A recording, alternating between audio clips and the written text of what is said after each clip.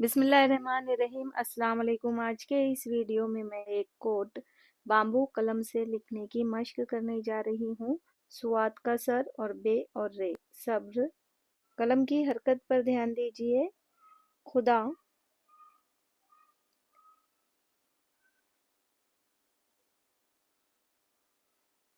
ये खे का नुक्ता, दाल और अलिफ। खुदा।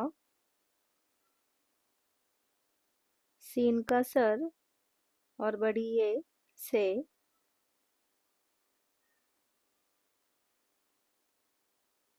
खुदा से। मोहब्बत।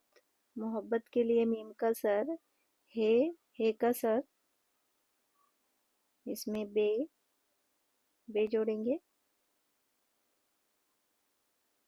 अब ते लगाएंगे।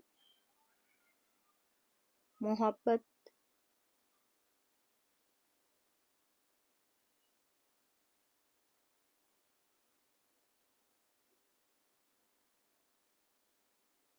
की। काफ का सर। उसमें छोटी ये। की। दलील के लिए दाल लिखेंगे। आधा लाम।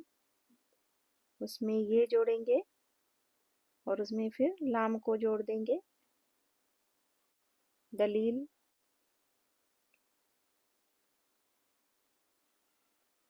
है। सब्र खुदा से मोहब्बत की दलील है। वीडियो देखने के लिए आपका शुक्रिया। अल्लाह हाफिज़।